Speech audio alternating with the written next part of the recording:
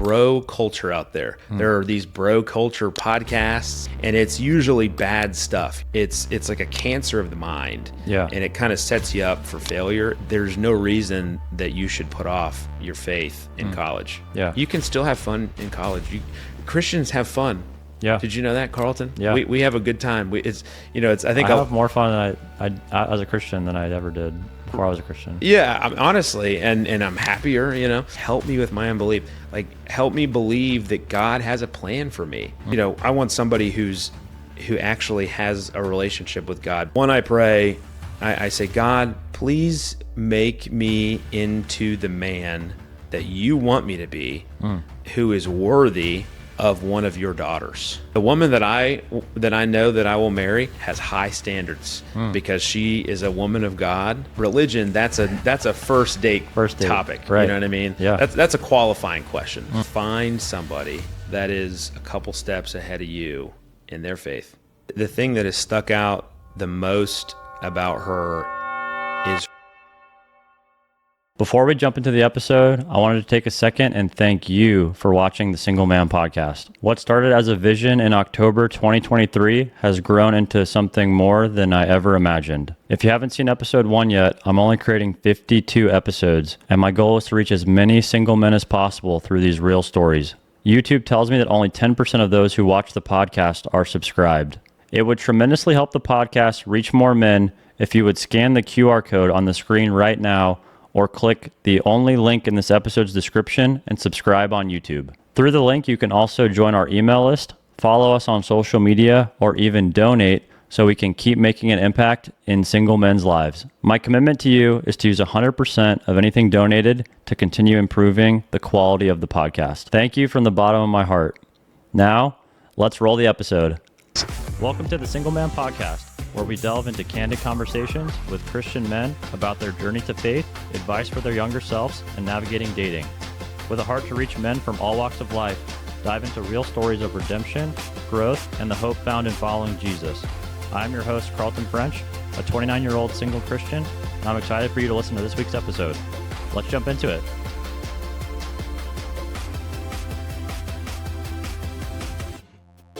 Hey everybody, it's Carlton French. Welcome back to the Single Man Podcast.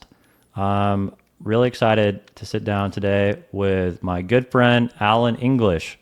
Alan, how are you doing today? I'm doing great, Carlton. How are you? Doing great. Thanks so much for coming on the podcast, Alan. I've been really encouraged knowing you for the last 2.5 years through our men's small group / Bible study in Atlanta, Georgia. Yeah. And it's been awesome just seeing how God's worked in your life, to even coming to the group to begin with, to now being one of our most consistent members in the group, and how we've been able to grow a friendship even outside of the Monday night Bible study too. So was really excited to have you come on and share a little bit about your story. For everybody that doesn't know Alan, he is 29 years old, just like me, the big 2-9, almost Jesus year. Yeah. Which is exciting. 30 is your Jesus year for everybody that didn't know that. And Alan is from originally East Cobb, which is like 30, 40 minutes north of Atlanta. Another big suburb of Atlanta, similar to where I grew up in Alpharetta, which is cool. And then you now live in Vinings, which is only like 15 minutes north of Atlanta. And you work in real estate? Commercial real estate. Real estate, and just crushing it in commercial real estate. I like to think so. Yep. And hobby-wise, Alan is a amazing lawn care expert. That's correct. As well as a golfer and an avid sports fan. Hootie Hoo. Hootie Hoo, go Owls. For everybody who knows what that is, comment below if you have any idea what Hootie Hoo is. But yeah, really excited to have you on. Alan, anything I left out you want people to know about you before we jump in? Only other hobby, big karaoke guy. You know, I do love try to do karaoke once or twice a week, or once or twice a month. Excuse me. Twice a week karaoke would be crazy. I mean, my voice. I would have no voice. I wouldn't be able to be on the podcast. My voice would be gone. Right. What's your go-to karaoke song? Oh, easy. My Way, Frank Sinatra. Every time. That's like my theme song. That's great. Yeah, you have such like a smooth voice. I feel like you'd be great at that one. Well, thank you. I appreciate it. Yeah. I hope I'm good. You know, otherwise these poor people at the karaoke place are suffering. Right. That's awesome. Well, glad to have you on today. Hopefully everybody's enjoying Alan's voice. Oh, thank you. I appreciate it. Along with mine. But yeah, really excited to jump into your story, Alan. Before we do that, just to kick things off so people can kind of get to know you a little bit more. What's been a high, a low this last week? Yeah. Well, first, I just want to thank you so much, Carlton, for putting this together and hosting this podcast. I think every guest tells you this, but there's nothing like this, and you're connecting with people all across the world and helping them and introducing them to Christ, and it's a really special thing that you've done. So thank you for doing this, and thank you for having me on. Yeah, that means a lot. Thank you. Yeah. So probably high last week, I got to go up and visit my family, and I did do a little yard work, believe it or not. I don't have a yard. I live in an apartment, so I like to go up and take care of my mom's yard. So did that. Had a little cookout get together with the fam, which was great, which I love doing. I feel like the older you get, kind of the less you're able to do that, and so I try to make a conscious effort to get up and see the fam, every other week or so. Love it. So that was great. Low of the week, I mentioned I live in an apartment, and I'm not on the top floor. I'm one floor down, and so I do have a neighbor that has moved in above me, and he or she, whoever this person may be, is just is very loud, and so it's 4 a.m. jumping jacks. It's 5:30 a.m. Marching. I don't know, maybe if he's in a marching band of some kind, he's practicing. Yeah. But that's it's not fun. Not fun. Wow. Yeah. I'm sorry about that. That's okay. We'll get through it. We'll get through it. Right. First world problems, right? Right. Exactly. Yeah. That's cool. Yeah. You just be praying for him, Yeah. That he'll quiet down or something. Yeah.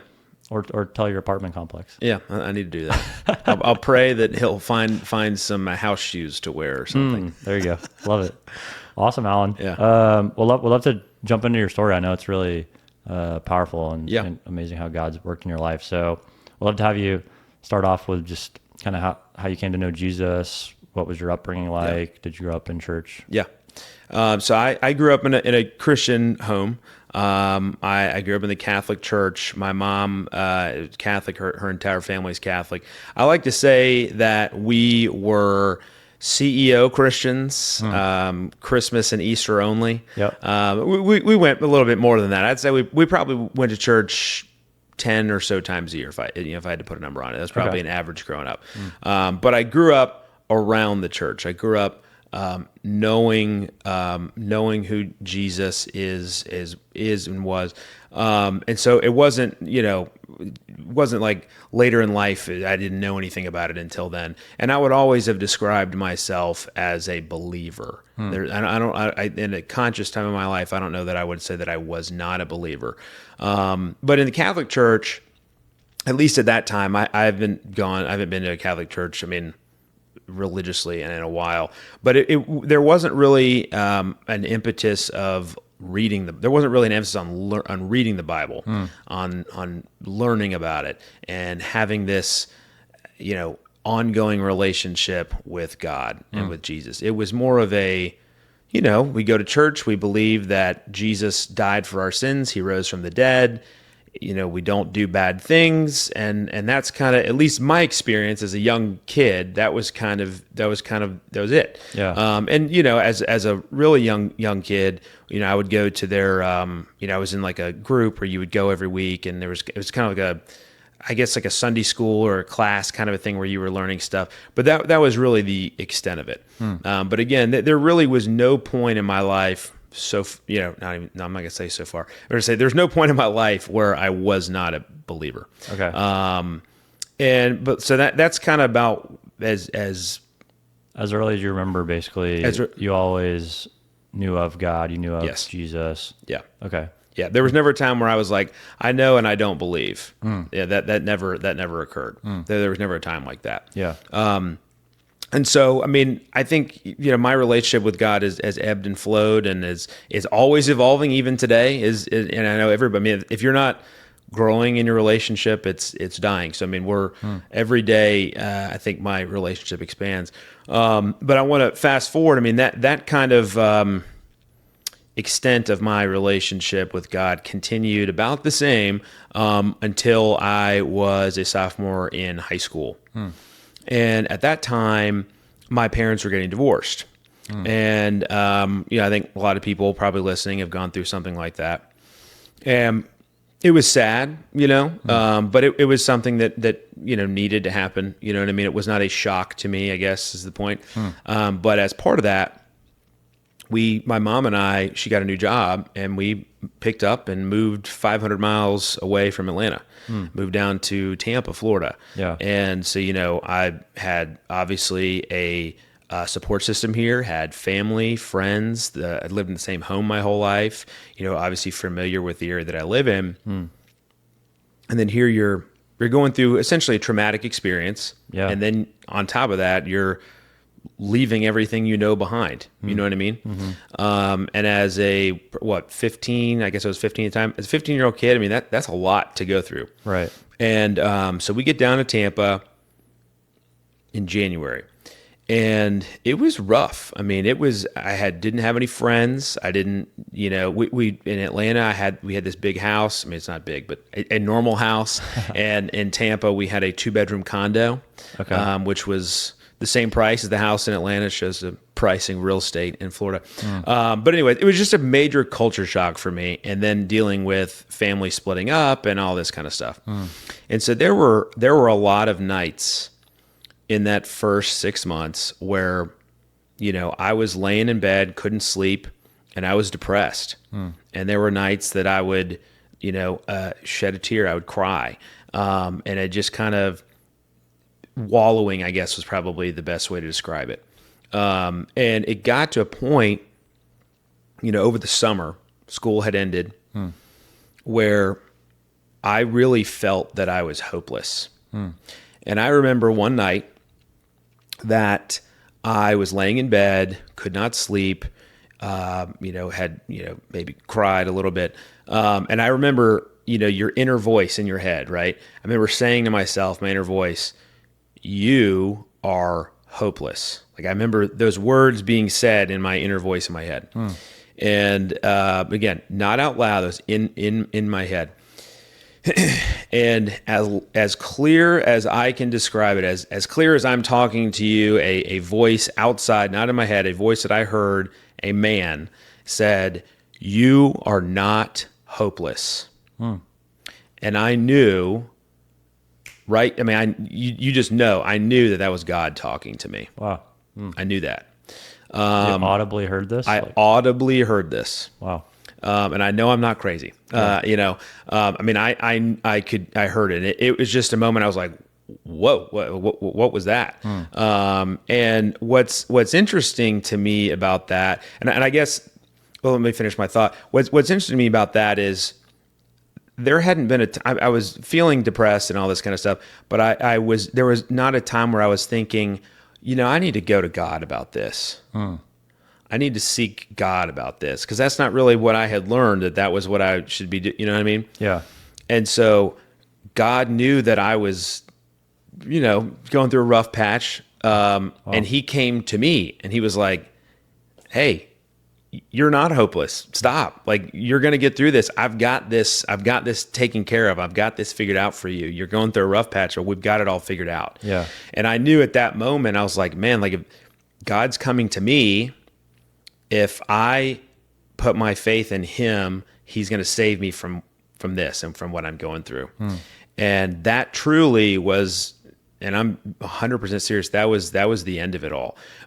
From that point on, the sadness went away, life got better. Wow. I think my kind of wallowing in the, sadness of what had been going on, gone, over. And so, but again, I wasn't raised or taught this whole notion that you and I and we all talk about of having an ongoing, daily, every moment of every day relationship with God. Yeah. That was a foreign concept to me. I hadn't really read the Bible, so this is all new information to me. So I look back at that moment as when I'd always believed, but it was really, that's when my relationship began. It was in its infancy, but that was when my relationship began. And I was like, okay, what I've been believing in my whole life is real. I'm not, this is real. And I would say, from that point on, similar to before, my relationship and my faith and kind of ebbed and flowed a little bit. Yeah. But again, things did get a lot better, but I didn't really learn at the time what I should be doing with my faith. And so it kind of fizzled out a little bit. But there was never a point where I wasn't a believer. Just I'd say the strength of my relationship kind of started to dwindle, especially when I got to college. I mean, for the young men listening to this, college is a time where a lot of people do dumb stuff and go out and do whatever. And so, everybody has a very similar experience. Yeah. And so I went through that. And I didn't really do anything dumb, but I like to party and have a good time in college, Sure. And it wasn't really until after college that I developed an actual relationship, a daily relationship, a God is in me all the time relationship with Christ. Yeah. And where that began was I had a fraternity brother who, a great guy, one of my favorite people in the world, Connor Hogan. Shout out Connor Hogan. We love you, Connor. Hope you're mowing the grass. He's a big yard guy too. We bond over that. But he's been a strong Christian as long as I've known him. Probably, honestly and truly, one of the best people that I've ever known in my life. One of the most genuine, good people. There's not that many good people, I feel like, in the world. Or at least you don't feel like there are. But Connor Hogan's a good person. Yeah. And so he's reaching out to me probably about a couple years after I graduated college. And he was like, hey, man, I want you to come to my church. And I want you to come to my Bible study. Yeah. And what's interesting about that is this was in probably January of 2021. So I'd been out of school for 3-4 years. Okay. And towards the end of 2020, I kind of knew that I needed to reignite or get in. I just knew that I needed to get to a church. I needed to get plugged in. And I remember that being literally one of my New Year's resolutions. Like, hey, Alan, this is what you're going to do. You're going to find a church. You're going to find some friends. You're going to get plugged in. And you're going to re-engage or reignite your relationship with God. But it kind of became one of these things where it was on my to-do list. It was like, I need to do this, but I wasn't doing it. I don't think I really knew where to begin. I didn't know anybody that was really plugged in at a church. And I guess I did, but I wasn't thinking about Connor. Right. But anyways, he reaches out to me and he's, politely bugging me, but it's like, Alan, you got to come. I would love for you to come. You're going to love it. It's going to be great. And I was like, okay, all right, let me check this out. And I went. I think the first thing I came to was our small group. I started with that, and I was like, "This is very cool." It's a bunch of young men. Same. Did you think it was cool the first time, or you were like, "This is kind of weird"? I didn't think it was weird. I was just nervous. It was just kind of like for those of you who've been to some or have not been to something like this. The way we do it is you come in and you share your highs and lows of the week, and you can be very vulnerable. Or you cannot be. But it was kind of new to me of like, okay, we're going to tell our business to people. And I think there was a lot of vulnerability the first night you were there. There was some very interesting things that were shared that evening. And so that I was like, whoa, things that if it was me, like I would never have shared, you know what I mean? Right. Like probably never seen anything like that before. I had never seen anything. Just talking about what's happening in their life. And, yeah. But like now that it's been 2.5 years or whatever, it's like that's really, that's not what it's all about, but that's what makes having a community so important. Is that you have a group of people, guys, friends that are living the similar kind of life that you and have been through it. They might They might be going through it. They might have went through it, or they might be getting ready to go through it. And there's somebody that is listening and can hold you accountable to do the right things, but can help you through that. Yeah. And so it was an interesting experience, but I really enjoyed it. And I was like, this is what I have. When I didn't know what I was looking for, when I got there, it's like, this is it. This is what I'd been looking for. And then he got me to come to church on Sunday. I don't think it was that Sunday, but it was the next Sunday, and I was like, this is awesome. This is totally different from the very traditional Catholic church that I grew up in. And I'm not just saying anything bad about the Catholic church. It's just, it was a completely different experience. It was, obviously modern. You wear what you want. The music is, you know what I mean? And it was a lot easier for me to understand. But one thing I want to call out that I think is really interesting. Yeah. In the first part of my story, I was talking about how, I wasn't really seeking out God, but he came to me. Right. He met me where I was at. And in a way, that's exactly what happened when my friend Connor reached out to me. Yeah. I knew that I was looking for something, but I didn't know how to get there. And God was like, okay, this is how we're going to do it. Connor's going to call you and I'm going to get you into church. God came to me. But I think what was important is that I was willing to listen. Yeah. And I think there's a lot of people out there sometimes that might get a call from God and if the phone's on do not disturb and you're not listening. But I was listening and so, I mean, it's the group is what introduced me to this notion of having a relationship with God. And it's not just something that you believe in. It's not just, I believe that Jesus died for our sins and rose from the dead. It's, I have a relationship with him. I feel like we talked about my inner voice earlier. It's like almost like you have a second inner voice. It's like you have your voice and then you're talking to God all day long. I don't know about you, but when I'm sitting there at work sometimes and it's like, I'm just kind of having a little micro prayer there. You know what I mean? Like micro prayer. That's what I mean. I kind of call it that. You know what I mean? It's just like, it's almost like a light that you feel inside of you that I definitely did not have before. Yeah. Wow. So, I mean, I'd say all that to say, I mean, I don't think I had a moment where I, say, all right, I decided I'm going to surrender my life to Christ at this moment. And before this, I was, not a believer. Now I am. I never really had that. But I've had a couple of experiences where my faith was, I guess, challenged. Yeah. And God came to me and brought me back to him. Wow. Yeah. Amazing. Yeah. Thanks so much for being vulnerable and sharing about your story. Absolutely. Do you remember how old you were when you first started coming to the group? I was 27, I believe. 27. So I felt like I was one of the older guys in the group. Yeah. But there's no age that's too old or too young. Right. You know what I mean? Right. Yeah. So. All right. We're the same age. Yeah. Me and you. Yeah. You were 27 then too. Yep. Crazy. Yeah. How long do you feel like God had been, I don't know, talking to you or you had this like inner monologue almost? It sounds like, okay, I need to like get back to church. I need to figure this out. And why do you think that was even happening to begin with? Well, it probably for about a year or more, a year or more, where it was something that I knew that I needed to be doing.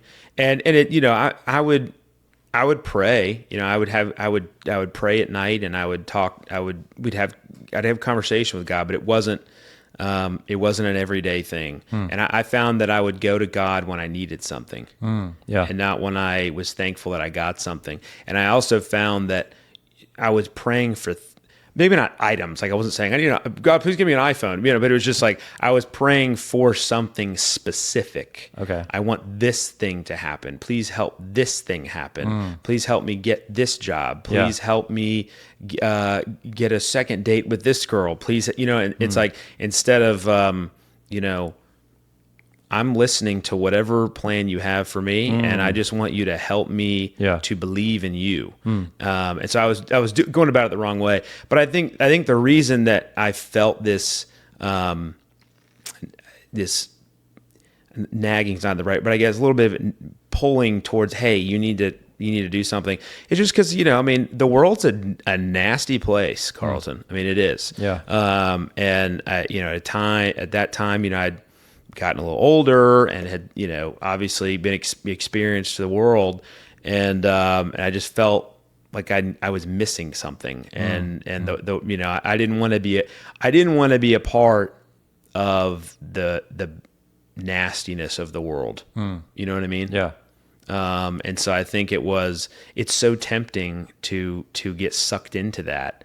And I think it was, Alan, don't do that. You don't get a part. Don't be a part of that. There's more to life than living for the world. Yeah. You know what I mean? Right. So wow, that's awesome. Yeah. What would you say? Let's say there's single men listening now that don't know you. Okay, cool story. Like, wow, Alan audibly heard God apparently speak to him. Like, okay, sure he did. But then like this pull, and okay, seems like things are better now. Yeah. Like you seem happier. Or okay, sounds like life's going well. What would you say like the biggest difference is in your life now compared to before? Yeah. You really were like taking your relationship seriously and on a more daily basis. Yeah. I think for me, I think it's a sense of peace that I have now. I mentioned just a second ago that I would pray previously for things or specific events, and if they didn't happen, then I was upset about it, or I was anxious. I want this to happen. I'd mentioned I want the second date with this girl, or I want a message back on the dating app, right. or I want this raise, or I want to get selected to do this, and I would feel don't get me wrong, I go through this a little bit still. It's not a perfection thing here, but I would feel this anxiety and this need I want to control these things, and knowing that what I want and the plan that I have doesn't really matter because God's got it figured out. Yeah. And he's got his plan for me and for you and for the world and for everybody listening. There is so much peace in that. And not having to be anxious about things. I mean, I still get anxious, everybody does, but God calls on us to cast our anxiety onto him. And there's just something about being able to say, look, I don't need to worry about this because God's got it figured out. If it doesn't work out the way that I want it, that means that it wasn't his plan and he's got something better for me. And I think there's a whole lot of things, but I think peace, that's the central word. I have a much greater sense of overall peace in my life with everything that happens, good or bad, because I know that it is a part of his plan and he's executing it on me. Yeah. Wow. Amazing. Yeah. Let's say you could go back and talk to Alan when you were in college. Yeah. What would you go back and tell college age Alan? Yeah. A lot of our listeners are like college age, right, trying to figure out life. I would say one thing specifically for college, Alan, I think it's probably more relevant today than it was when I was in college. But for those guys listening, it seems like a lot of bro culture out there. There are these bro culture podcasts, and I feel like people listen to that, and it's usually bad stuff. It's kind of like, the world is bad, women are bad, all these things. And I mean, I went through a little bit of that, and it's like a cancer of the mind. Yeah. And it kind of sets you up for failure if you're expecting things to be bad. Yeah. You know what I mean? So I'd say that's one. Two, I would say seek community and be willing to share things. 'Cause there's so many things that I would struggle with or be worried about or whatever it was. And I just kept it all inside. And so you might not, I might not have wanted to share it with a friend, but if you can, great. But be able to share it with God because he knows it anyways. You're not telling him anything he doesn't know. Yeah. You know what I mean? It's like he knows that you, thought something bad about the guy that cut you off in traffic. You know what I mean? It's not like you got one on him. You know what I mean? He knows. Yeah. So I'd say seek community and be able to be willing to share things like that. And man, I wish so much that I had gotten invested in a church and a community. And I mean, Passion City Church, if you're near Atlanta, I mean, they got a great ministry for people in college. Like I could have been doing that. I mean, I went to Kennesaw State University. It's 40 minutes out of town. I could have been doing all these things, but I think that I had a sense of, I'll do that when I get out of college. Yeah. I'll worry about that then. Later, I'll figure it out. I'll figure it out later. Like, again, I still prayed, I still, I wasn't not a Christian. I just don't think I was a good one. I wasn't fully committed in it all. Yeah. And so I think if I could go back and say, look, be committed now. You don't need to wait till you're 27 years old to get re-engaged and recommit yourself to God. Why? Like, for what reason? Like, what is it you're getting out of, essentially living for the world, that's helping you in your life? Yeah. Nothing. Yeah. But I mean, now one thing I want to say, I mean, some people, have these experiences in college where they did a bunch of really bad stuff. They did drugs, they did this, whatever. I never did any of that kind of stuff. And so I know there's people listening that they're probably like me. You're like, well, like, I didn't do anything that bad in college. And I'm not saying that you are doing something good or bad in college. I'm just saying that there's no reason that you should put off your faith in college. Yeah. You can still have fun in college. Christians have fun. Yeah. Did you know that, Carlton? Yeah. We have a good time. I think I have more fun than I as a Christian than I ever did before I was a Christian. Yeah, honestly, and I'm happier, Yeah. But I mean, I think people, in college think, oh, well, being a Christian is just, I got to follow these rules, and I got to do these things, and I can't do those things, and that's just really not what it's about. The enemy has seeded that in people's minds, and that's not what it is. Yeah. Yeah. Right. So yeah, hopefully that resonates with single men that are listening. yeah. I now want to pivot a little bit on to dating. This being the Single Man podcast, we talked a little bit about how guys are navigating both faith as well as dating and kind of the intersection of those two. So you're 29 now, Alan. Kind of started taking your faith more seriously at 27. Yep. How has dating evolved for you throughout your 20s and now being 29? What does it look like? I think that before I kind of reconnected with my faith, I was very intent on, meet somebody, or I want to meet somebody and I'm upset that I can't meet. That's number one. I want to meet somebody, haven't met anybody, and I'm mad about it. Friends are getting married and you get discouraged and you're like, well, why? What is it? Why can't I make this happen? You know what I mean? And you get upset about it and it gets you down. Yeah. That's the enemy working. He's working against you. You know what I mean? He's trying to bring you down. So that's one. Two, you meet somebody and you're like, oh, this person's great, but there's something I don't really like about them, but I like them and I'm here and I want to make this work out. So I would try to force things to work out that probably didn't need to work out. Because again, I mean, I was my plan. Yeah. You know what I mean? I wasn't thinking of, if his plan. It was, this is what Alan wants. This is what Alan wants to accomplish. This is who Alan wants today. Like I'll overlook these things, because I like these other things. And I think, I was looking for a Christian girl that was probably the same Christian guy that I was, who was just like, well, I say I'm a Christian and I believe in God, and I grew up in church. I grew up in church, and we just kind of leave it there. And it's like now I'm that's not. I want somebody who actually has a relationship with God, because what I've learned is that there is no such thing as a healthy relationship between a man and a woman where God's not at the center of it.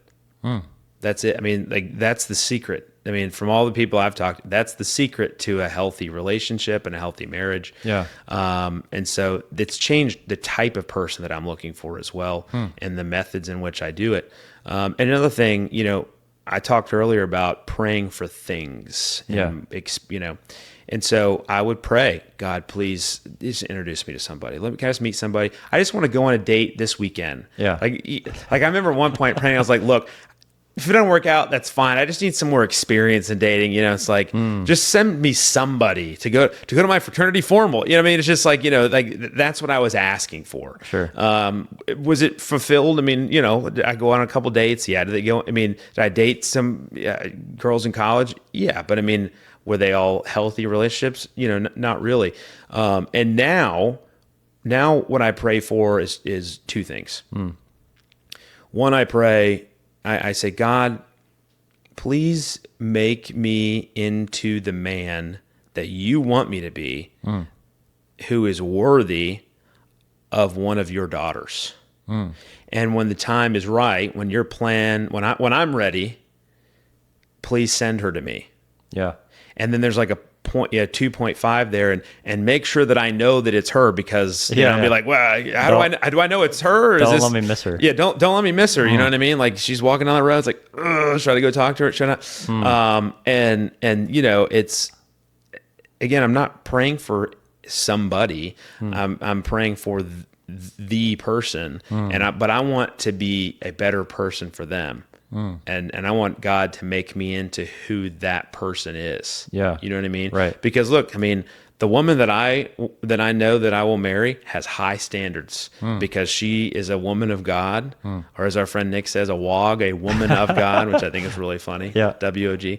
And I want to be that man for her. So it's, you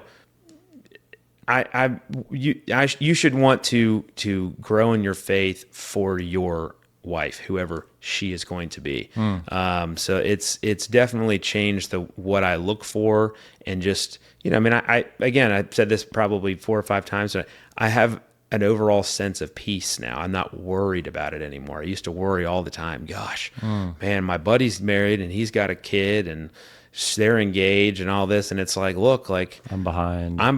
You know what I mean? And it's like, that's okay. I'm not there's no timeline. You're on your own timeline. You know what I mean? Right. You're on God's timeline. You know what I mean? Amen. And so it's not a matter of what your buddy John is doing. It's a matter of what me, Alan, or you, Carlton, or you at home listener, what are you doing? Right. You know what I mean? What's your time? Yeah. Really good. Yeah. Let's say, just practically speaking, you could speak to single men that are listening. What are maybe like 2 or 3 things you've been working on the last year or two? Like, you're saying you're trying to become this person that, is a great fit for a woman of God. What are like a couple things that God's had you work on the last couple of years?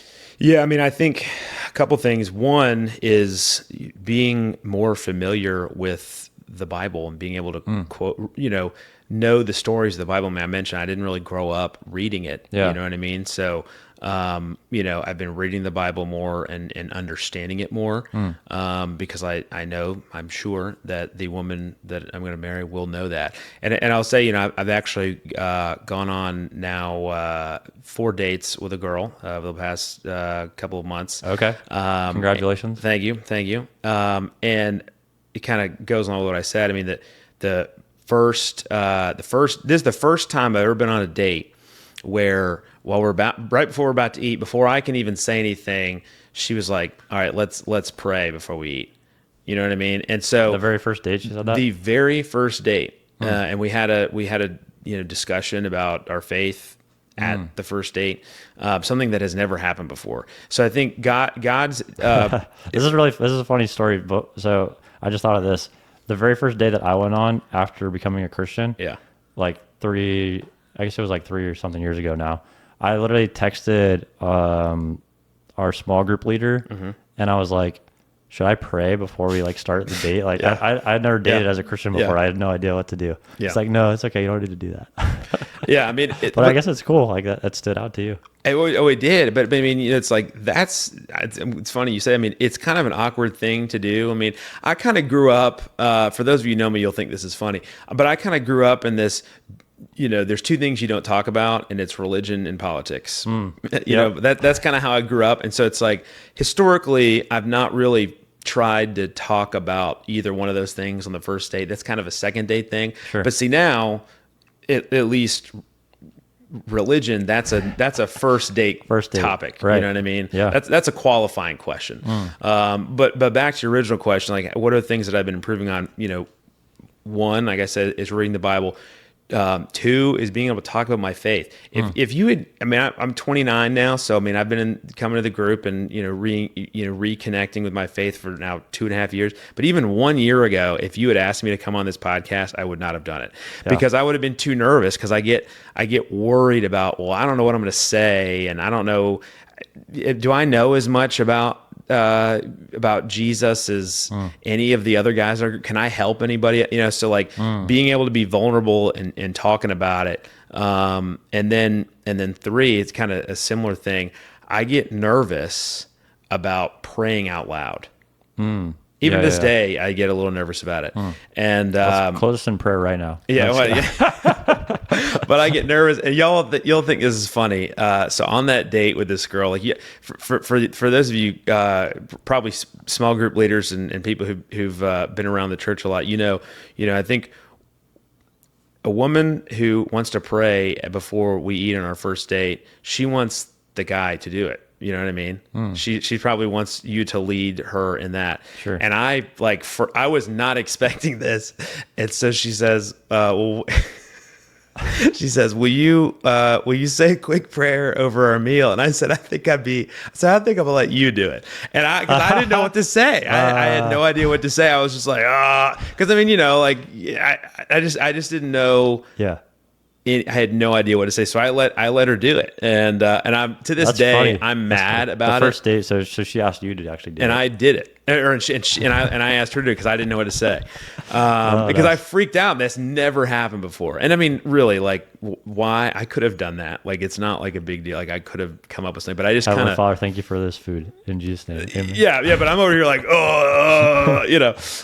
So anyway, but then on the second date, I had kind of like pre-planned. I was like, here's what I'm going to say. I was like, because even to this day, I get nervous about it. I'll say the prayer. Hold on. Okay. Everybody, everybody relax. We'll bring the whole restaurant in together. Yeah. So I think that the main thing has been, making me more comfortable in my faith and willing to share my story and my beliefs and things. Yeah. Because that's something that even a year ago, I would not have wanted to do because I wouldn't have felt confident enough in it or comfortable enough in doing that. Yeah.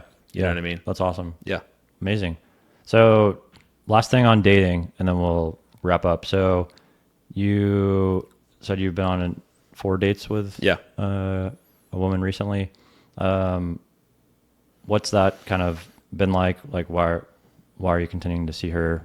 Anything that sticks out? Maybe like guys that are listening, they should be looking for. Yeah, I think for me, the thing that has stuck out the most about her is her faith. She is the most confident Christian woman I think I've probably met in a very, very long time. So I think that's number 1. 2 is our conversations are easy. You know what I mean? Granted, this is 4th date. It's like this is still very early, but there's been times where I've gone on more than 4 days, and it's like our conversations are not easy. That if whatever method of communication, whether if you're in person, you're on the phone, texting, whatever, it's kind of like pulling teeth. It's just not easy. Yeah. And our conversation is very easy. And our communication styles, I think, are aligned. And both of us have been just very upfront about, our feelings about stuff and just willing to share, being able to be vulnerable, I think. Yeah. And just, a month and a half. Those are things that I really like. And that has things that I, for people listening that I would be looking for. It's so easy, especially for young men, to just kind of be superficial and in what they're looking for, not really care to learn about the person and ask those deeper questions and have those conversations. But at the same time, I know I have sometimes historically been somebody who doesn't want to share my own stuff. So, you got to be willing to do that too. You know what I mean? Yeah. Because at the end of the day, a relationship is that it's a relationship. It's something, somebody that you are going to be talking to all the time. You want to know everything about them, I guess is what I'm saying. Right. So you need to make sure that you know what types of questions to ask and how to get to the bottom of it. Yeah. Amazing. Yeah. And I feel like you do a great job of that, just even in our friendship, like checking in on me, how I'm doing. I check in on you. Yeah. We keep it up that way. Yeah. So even like if you're not currently dating somebody, you can almost like practice in friendships, Yeah. like when there's no pressure, like, okay, if I can't even feel comfortable telling Alan, what's going on in my life, then how am I going to be able to tell someone I'm dating in the future? Yeah. So, 100%. yeah, I think almost like the last 2.5 years that God's had you part of the group, you've been able to practice things like that, like being vulnerable, seeing vulnerability, seeing people pray. Now you're able to say some prayers, Yeah. Well, and I'm glad you said it. It just made me think of something that you and I were talking about earlier tonight, and that is, you or guys in our group being willing to be vulnerable to me teaches me or taught me how to be vulnerable to other people. Right. And it's so hard sometimes. You're like, oh, I don't know if I should say this. I don't know if I should talk about this, but you never know how that's going to be received by the other person, what bad thing you could be going through or good thing or whatever could change or really connect with the person that you're talking to. Right. So, I mean, even if you're kind of like, ooh, I don't want to go talk to this random dude or girl or whomever about my faith, like you have no idea how you could just really change them. Yeah. How God could talk through you to them. Right. Like how Connor reached out to you. Yeah. He might have thought, oh, Alan's going to think I'm a weirdo, like inviting him to church, inviting him to my small group. But unbeknownst to him, probably you had been feeling like God was telling you to do that, Yep. So it was almost like it connected the dots for you. Right. Where Connor might have been like, oh, no, I'm just not going to reach out to Alan. Then you would have never gotten plugged in. Right. And, I've psyched myself out of talking about stuff like that. I've psyched myself out of going up and talking to a girl that I thought was, you know what I mean? And it's like, you always regret it. You know what I mean? Yeah. But yeah, it's amazing how just, being able to be vulnerable with people can really change their lives. What's the worst that would have happened to? Like Connor reached out.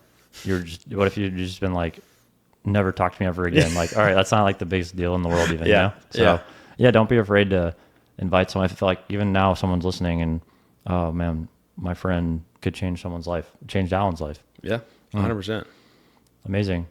All right, Alan, we'll start to wrap up now. So do you have a Bible verse for your life or this current season of life that you're in that you want to share with the audience? Yeah, I'm gonna. So it's not really just a verse. It's part of a chapter, and I want to read it to the audience. Okay.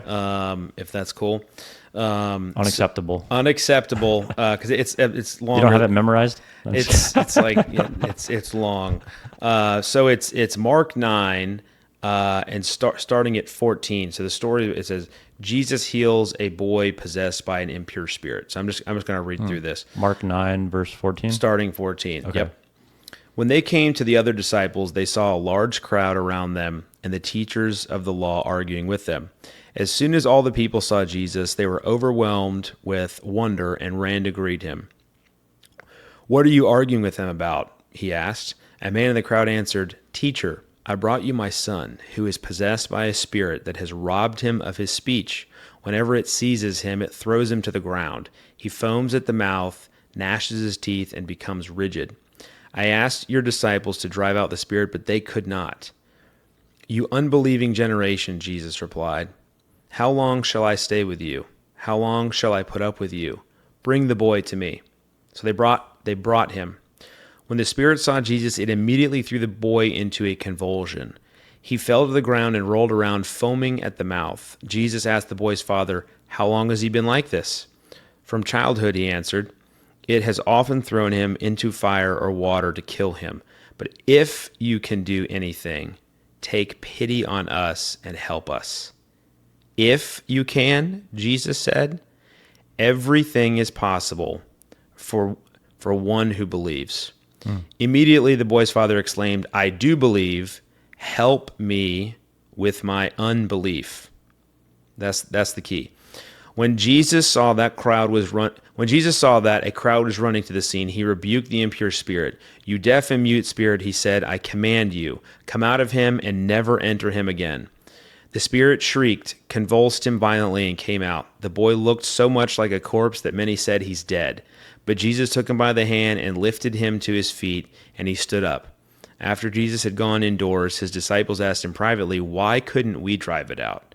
He replied, This kind can come out only by prayer. Wow. What's the last verse there? He replied, "This kind can come out only by prayer." What number verse? I'm 29.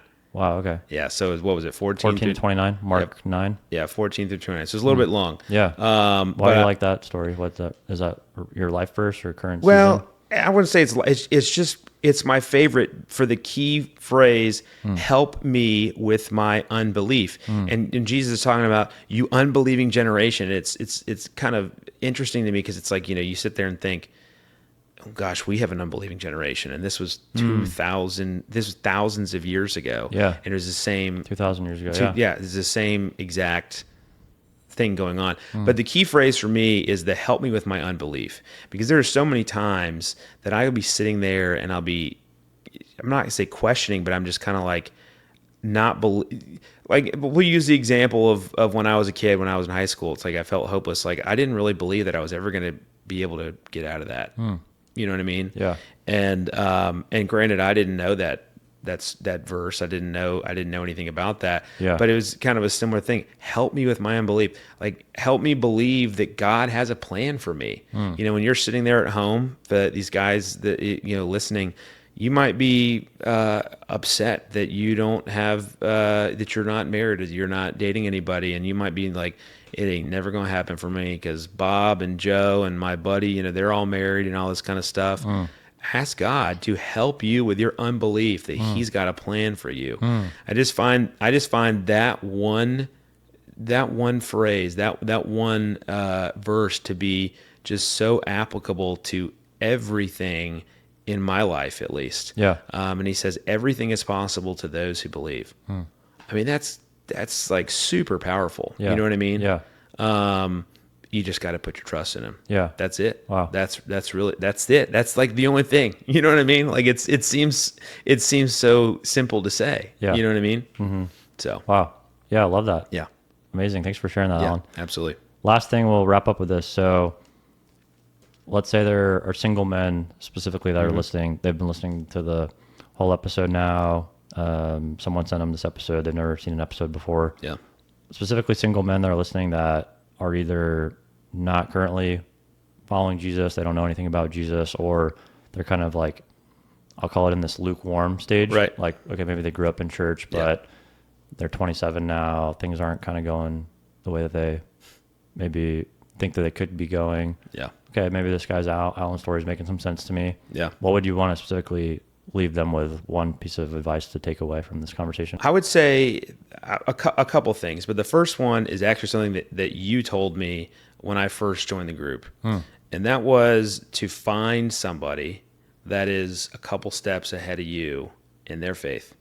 Yeah. And you could, if you're lukewarm, it could just be somebody who goes to church. That just is, they're somebody who's just a couple of steps ahead of you. Like, point is, like, you need to have somebody that you look at and you're like, I want to be like that. I want to have that kind of relationship with God. I want to have that kind of peace. And like, you're somebody that I look at, Carlton, and I think I want to be more like you.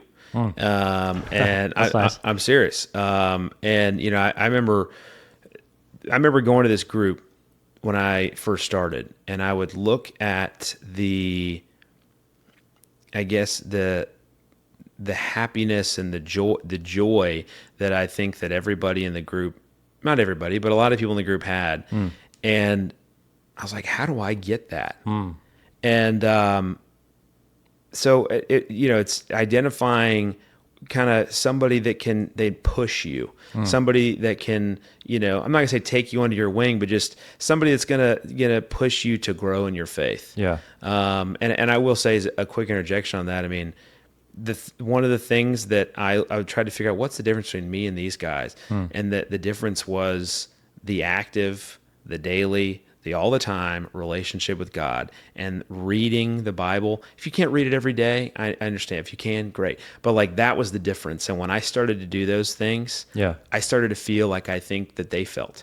So that's my advice is to find somebody that's a little bit ahead of you. And look, God calls on single men to use or not even single men, single people, to use your singleness in a positive manner. Use your singleness to get closer with Him, to grow in your faith. You have to be you have to be happy on your own. If you're seeking happiness, if you're unhappy and you're like, I'm going to be happy when I get this fourth date. Yeah. You ain't going to be happy when you get your fourth date. It's just not going to happen. Yeah. And that girl or that guy or whatever, they're not going to want to date somebody that is not happy by themselves, because you're going to be, you could be attached to this person. You know what I mean? Yeah. So use your time to get yourself right.